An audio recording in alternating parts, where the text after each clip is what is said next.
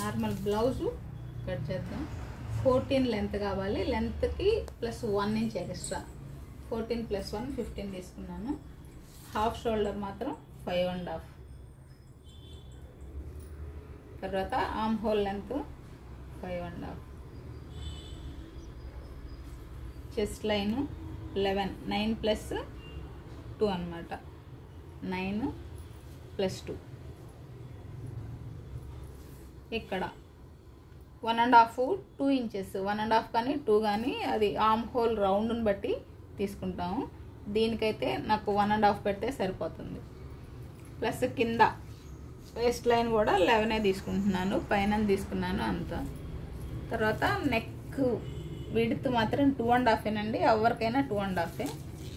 తర్వాత neck deep నేను 9 తీసుకుంటున్నాను, 10 కూడా తీసుకోవచ్చు, 7 కూడా తీసుకోవచ్చు. నేను రౌండ్ తీసుకుంటున్నా. ఏదైనా కావాలంటే ఏ డిజైన్ అయినా సరే దీని లోపలే రావాలి.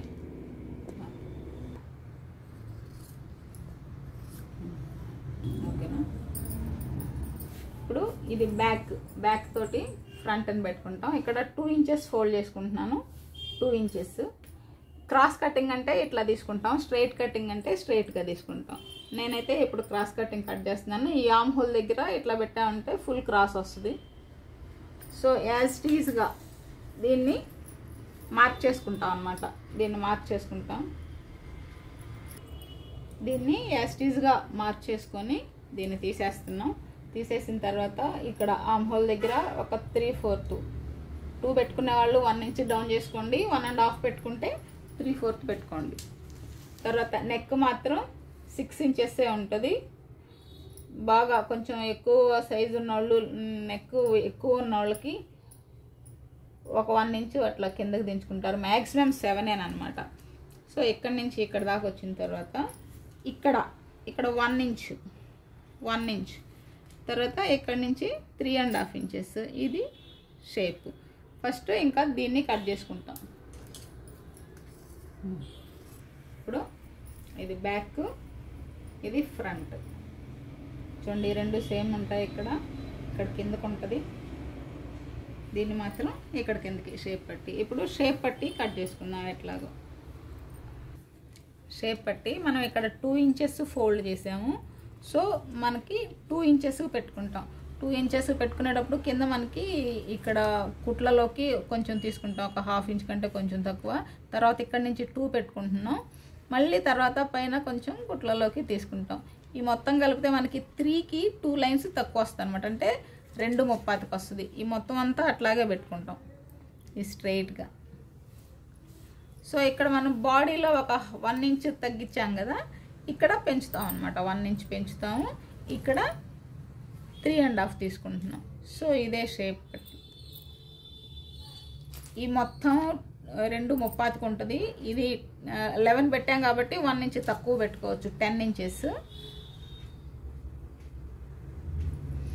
తర్వాత ఇక్కడ నుంచి 1 ఇంచ్ పైకి, ఇక్కడ నుంచి 3.5. ఇది ఇప్పుడు స్లీవ్స్ ఇది హాఫ్లో పెట్టుకున్నాం కదా, మళ్ళీ ఇంకొక ఫోల్డ్ వేసుకుంటున్నాం. 4 ఫోల్డ్ వేసుకుంటున్నాం. ఇక్కడ ఇదంతా స్ట్రైట్గా పెట్టుకున్నాను నేను, అట్లా అంటే అన్ఈవెన్గా ఉంది. సో ఇక్కడ నుంచి ఇది లైనింగ్ బ్లౌజ్ కాబట్టి మనకి ఎంత లెంత్ కావాలో దానికంటే 1 ఇంచ్ ఎక్స్ట్రా తీసుకుంటాం అనమాట. నాకు 10 కావాలి, సో నేను 11 తీసుకుంటున్నాను. ఈ కిందకి కూడా స్ట్రైట్గా తీసుకుంటున్నాం. 8.5 ఉంది, దీనికైతే సరిపోతుంది.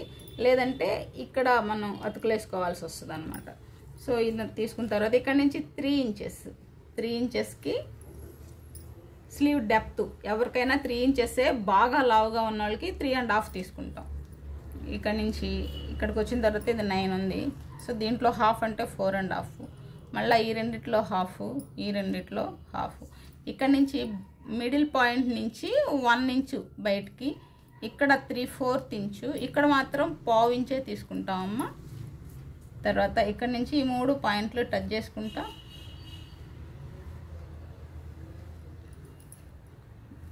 ఇది బ్యాక్ ఆర్మ్ కర్వ్. ఫ్రంట్ది రావాలంటే ఇక్కడ సేమ్ ఉండాలి. ఇక్కడ నుంచి ఇది లోపలికి రావాలి. మళ్ళీ ఇక్కడ కూడా సేమ్ ఉండాలి. పైనుంచి 2 ఇంచెస్ సేమ్ ఉండాలి, కింద నుంచి 2 ఇంచెస్ సేమ్ ఉండాలి. అంటే ఇది సరిపోవట్లేదు నాకైతే, ఇక్కడ 8 కావాలి. 8 వచ్చిన దాకా ఇది 8 ఉండాలి నాకు. సో ఇంతవరకే వస్తుంది అనమాట. సో ఇది కుట్లలో ఉంటుంది, సరిపోతుంది నాకు. సో నాకు ఇక్కడ ఏమీ ఎక్స్ట్రా తీసుకోనక్కర్లేదు. ఒకవేళ ఎక్స్ట్రా తీసుకోవాలి అని అంటే సరిపోవట్లేదు అనుకోండి, కొంతమందికి 10 పట్టుద్ది. అలాంటప్పుడు ఇదిగోండి ఇక్కడ ఇంతవరకు ఇట్లా పెట్టుకొని దీన్ని ఇట్లా చేసుకొని మళ్ళీ ఇక్కడి నుంచి మీరు ఇట్లా తీసుకుంటారు. ఇట్లా అప్పుడు ఇక్కడి నుంచి 2 ఇంచెస్ తీసుకొని ఇక్కడి నుంచి మార్క్ చేసుకుంటారు.